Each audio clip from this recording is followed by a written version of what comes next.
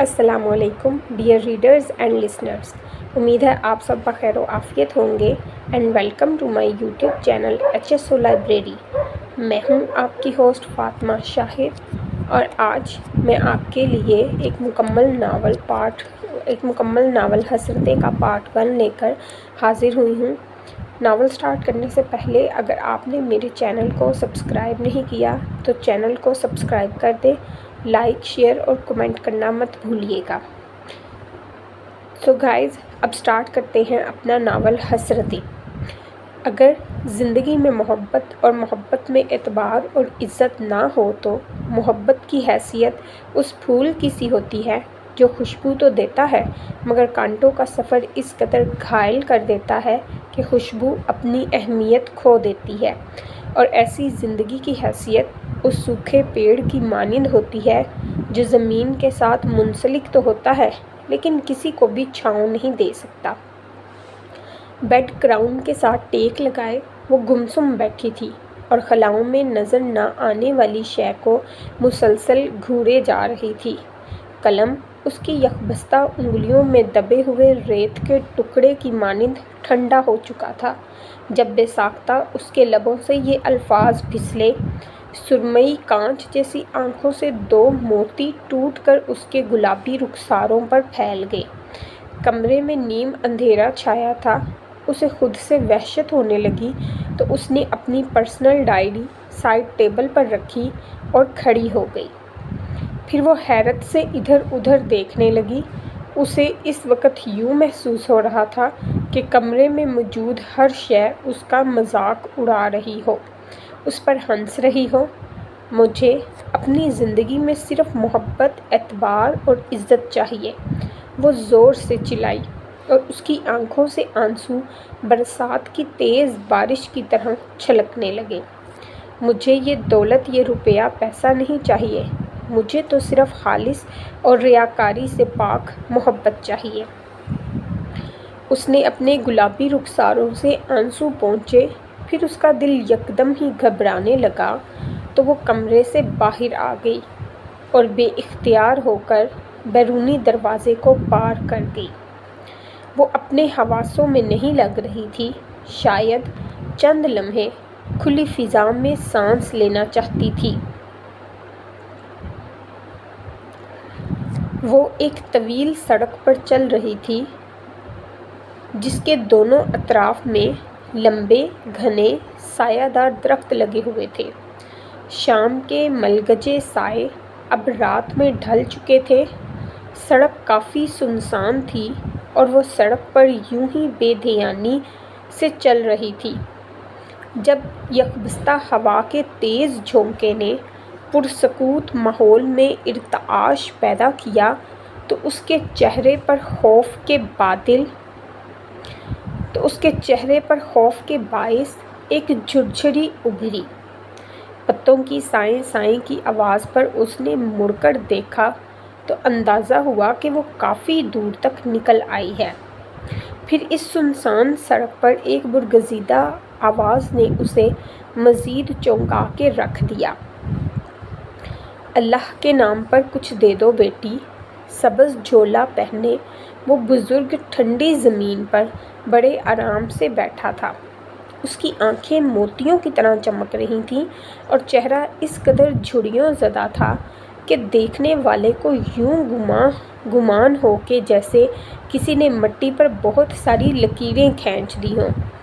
اس کے لبوں سے پھر وہی صدا بلند ہوئی، اللہ کے نام پر کچھ دے دو بیٹی۔ اشنا نے گھور کر بزرگ کی طرف دیکھا۔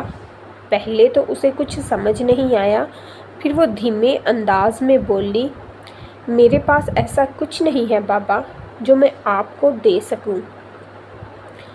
تھکے تھکے سے لہجے میں بیزاری حد درجہ تھی، جس پر بابا نے مسکرا کر کہا، ہر کسی کے پاس سب کچھ نہیں ہوتا بیٹی، لیکن یہ بھی سچ ہے کہ سب کے پاس کچھ نہ کچھ ضرور ہوتا ہے۔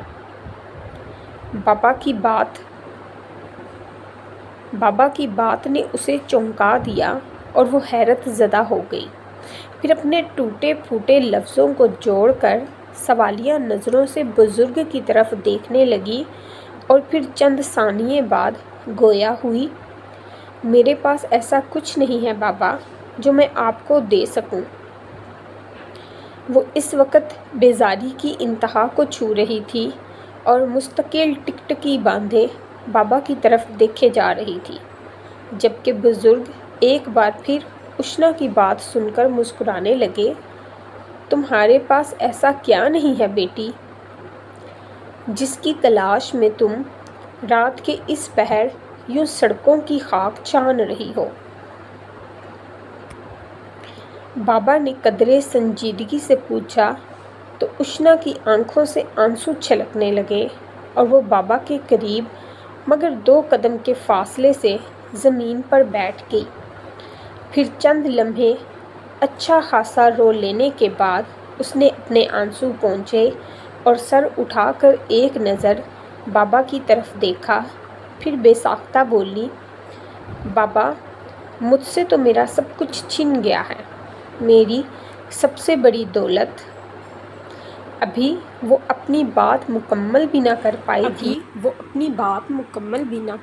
تھی کہ بابا استہزائیہ انداز میں مسکرانے لگے اور پھر فوراً سے بولے، تم دنیا والوں کے بھی کیا کہنے ہیں، اب دولت کے بھی درجات رکھ لیے ہیں، سب سے بڑی دولت۔ بابا کی بات سن کر اس نے سرخ ڈورے والی آنکھوں کے ساتھ گھور کر بابا کی طرف دیکھا اور غصیلے انداز میں جھٹ سے بولی، کسی بھی انسان کی سب سے بڑی دولت محبت، سکون اور چین کا ہونا ہے، لیکن میری زندگی میں نہ تو محبت ہے اور نہ ہی میرے دل و دماغ میں سکون اور چین ہے۔ اشنا نے رنجیدہ انداز میں کہا تو درد و غم کے بادل اس کے چہرے سے صاف عیاں ہونے لگے۔ ہاں تم نے سچ کہا ہے، یہ تو سب سے بڑی دولت ہے جو ہر کسی کو نصیب نہیں ہوتی، لیکن وہ مولا ہے، داتا ہے، ہم سب کا پالنے والا ہے۔ بابا نے ہاتھ اٹھا کر اس خالق و مالک کی تعریف و توصیف بیان کی، پھر کچھ دیر خاموش رہنے کے بعد بولے، وہ تو کل کائنات کا خالق ہے، مالک ہے، رازق ہے، جس کو چاہتا ہے نواز دیتا ہے اور جس کو چاہتا ہے محروم رکھتا ہے، ہم تو منگتے ہیں اس کے در کے، صرف منگتے۔ بابا نے عاجزی و انکساری سے رب کائنات کی تعریف بیان کی، جبکہ اشنا وہ تو اپنا سر جھکائے ہر بات پر اثبات میں سر ہلا رہی تھی۔ تبھی بابا نے اپنا لرزتا کانپتا ہوا ہاتھ اس کے سر پر رکھتے ہوئے کہا، تم بھی اپنے رب سے مانگو اور اس یقین کے ساتھ مانگو کہ جو تم مانگ رہی ہو وہ تمہیں ضرور دے گا، بس لگن سچی ہونی چاہیے بیٹی۔ بابا نے اسے حوصلہ دیتے ہوئے امید کا دیا جلایا، جس پر اس نے حیرت سے بابا کی طرف دیکھا اور جھٹ سے بولی، لیکن میں تو بے حد گنہگار ہوں، میں کیسے اپنے رب کا سامنا کروں گی؟ کیا میرا رب میری ساری خطائیں معاف کر دے گا؟ اس کا انداز سوالیہ تھا اور دل بے حد بے چین اور بے سکون۔ وہ تو بڑا رحیم و کریم ہے، 70 ماؤں سے بھی زیادہ پیار کرتا ہے انسان سے، تم سچے دل سے جو بھی مانگو گی وہ تمہیں ضرور دے گا۔ بابا نے پریقین انداز کے ساتھ اشنا کو سمجھایا اور اس کے کندھے کو تھپتھپاتے ہوئے گویا ہوئے، اب تم گھر جاؤ بیٹی اور سجدے میں گر گرا کر اپنے رب سے مانگو، وہ تمہیں ضرور دے گا، وہ سب کو دینے والا ہے، وہ تمہیں بھی ضرور دے گا۔ بابا کے پریقین انداز نے اس کے دل پر اثر کیا، وہ جلدی سے اٹھی اور تیز تیز قدموں کے ساتھ چلنے لگی۔ بابا کی نظروں نے دور تک جاتے ہوئے اس کا تعاقب کیا۔ بابا کے چہرے پر اطمینان اور سکون کی وہ جھلک دکھائی دے رہی تھی جو شاید ہی دنیا میں کسی کے پاس نہیں ہوتی۔ چلتے چلتے وہ نہ جانے کب گھر کے دروازے تک پہنچ گئی، اسے خود بھی اندازہ نہ ہوا۔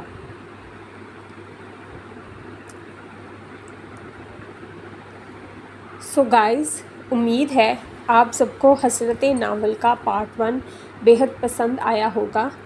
اس سے پہلے اگر آپ نے میرے چینل کو سبسکرائب نہیں کیا تو میرے چینل کو سبسکرائب کر دیں، بیل آئیکن کو پریس کرنا مت بھولیے گا، لائک، شیئر اور کمنٹ بھی لازمی کر دیجیے گا۔ جتنے زیادہ کمنٹس ہوں گے اتنی ہی جلدی حسرت ناول کا پارٹ 2 اپلوڈ کیا جائے گا۔ اس کے ساتھ ہی ساتھ اپنے کمنٹس میں لازمی بتائیے گا کہ یہ ناول آپ کو کیسا لگا، اور اس کے ساتھ ہی میرا یار میرا عشق ناول اس کی پہلی اور دوسری قسط آپ سب کو کیسی لگی۔ اس کے ساتھ ہی مجھے اجازت دیجیے۔ اللہ حافظ۔